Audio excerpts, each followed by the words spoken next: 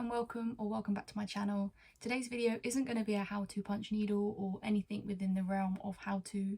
It's going to be more of a just showing you some of the things that I've made. I discovered punch needle in early 2020. One thing I've learned in the years of doing punch needle is that the craft itself is so versatile. So I'd love to show you some different pieces that I've made throughout the years, just to show you what you could potentially make, and also just broaden the horizons of a craft. Like, the whole concept of crafting and art is to experiment, to try different things, to mix different crafts together to see what you create. So yeah, let's get into it.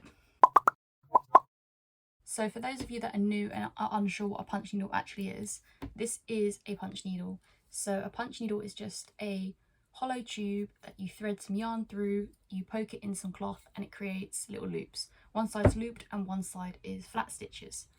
The tool itself is called a punch needle and the craft is also called punch needle. So punch needle. A lot of the time you're going to see what is most popular at the moment is like mug rugs and car coasters. So mug rugs are simply just rugs for your mugs, so like a coaster. So you've got like a standard circle, which is perfect for your cup of coffee. I've done squares and also sometimes I do like shaped ones. So here's like a heart, for example.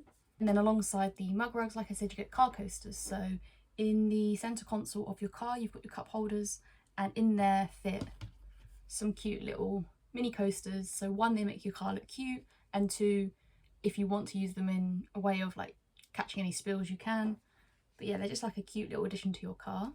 Staying on the smaller side of things, we've got key rings. So we've got double-sided key rings, literally just with a little lobster clasp. I've done single-sided key rings, so the backs are just felt, and these ones have actually been, I've cut all the loops so that they're fluffy.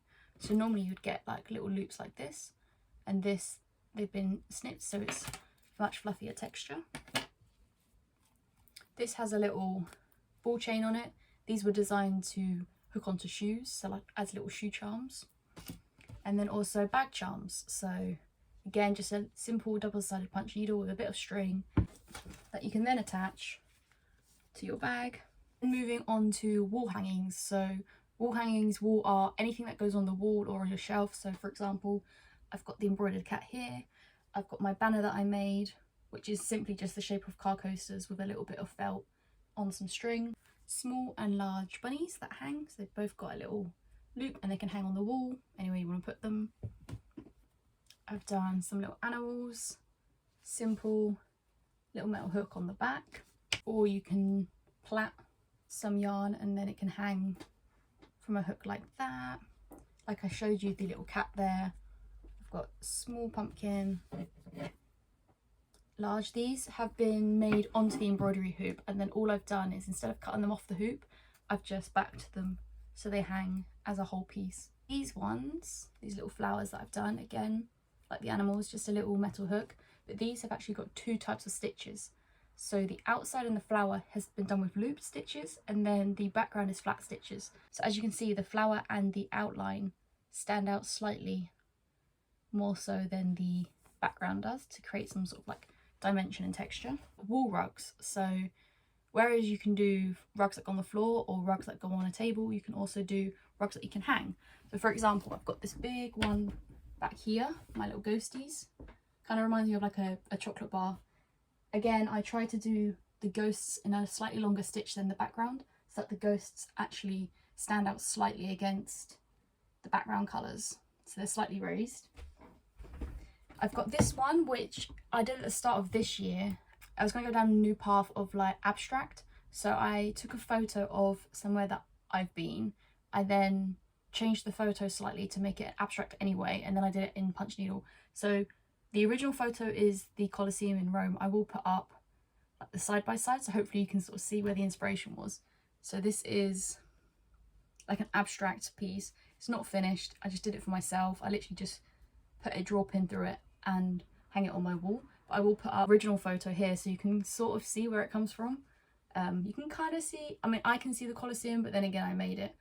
Then one of the very first things I made, a punch needle mirror. I made two mirrors actually. I'm not actually sure where, I think the other one's elsewhere, but this is one of the, so it's basically like a mirrored plate thing. And then I just created this punch needle to go around it. So the inside is obviously the mirror, the outside is punch needle. The journey in punch needle actually started with punch needle embroidery. So punch needle embroidery is the flat stitches opposed to the long stitches. So this little guy came with some embroidery floss and I made like a flame. My journey started as punch needle embroidery and it very quickly moved on to punch needle rugs that I do mostly now. So another thing I made a few years ago is a rug for a plant. So here's my plant and here's my rug, and this is one of the first times I started experimenting with different types of stitching. So the outside stitching and this orange is all looped and the inside is all flat stitched. You can see here this is a flat stitch compared to the green here, which is a loop stitch, and then again on this side you can see flat and looped. And literally my plant just sits nicely on there. I made them last year just on a whim. I didn't really follow a video, I just drew them out and just hoped for the best and just made it up as I was going. 3D daffodils. 2 separate pieces of punch needle stuck together with some hot glue on a little stick. As you can see, they're nice and fluffy, and I made 3 of those. Since then I've done some commissions, so I've done sunflowers. Other things that I have created are cushions. So this is literally just punch needle on one side, pillowcase on the other, and stuffed with stuffing. In the background over there you can kind of see a yellow one as well, a punch needle book cover. So this is the book cover. I've got a little button on here. This was my first one, so it's like really quite rough, but it's, you know, it does its job. I use it now. It's got some bits of elastic on the inside to hold the book in. This one just has a piece of string and spins around the little button. Since then I've just done like a little bit of elastic that you can put on. I hope maybe you got some inspiration from this video or something you could make next time. Like I say, a lot of these things I just sort of taught myself. This I was making whilst on TikTok live one day, so I was getting the help of some of the women that were in the live that were helping me out as I was going, because I didn't really know what I was doing. I was just winging it. These I made just completely randomly, but the concept of something like this is really simple. You're literally making 2 separate things and sticking them together. Like the book cover, for example, I just made one long piece and just folded it in half and then just sewed where I needed to sew, you know? You can make literally so many different things, so versatile. And it's really enjoyable as well, and it's a very mindful craft. So if it is something you're looking to get into, know that 1, it can be a bit frustrating to start with, but once you get to grips with everything, it's much easier. And 2, it is a very mindful, slow craft. It doesn't really take much thought. You don't need to count. It's so mindful, especially when you're just filling in like an area. Just see it as like colouring with yarn. You're just colouring in areas and then you're creating something amazing from it. That is the end of the video. Please do like, comment and subscribe. Let me know if you punch needle. Let me know one of your most favourite things you've ever made, or let me know maybe something that you'd really want to make. And yeah, let's get talking about punch needle, and hopefully I'll see you again next time. Bye.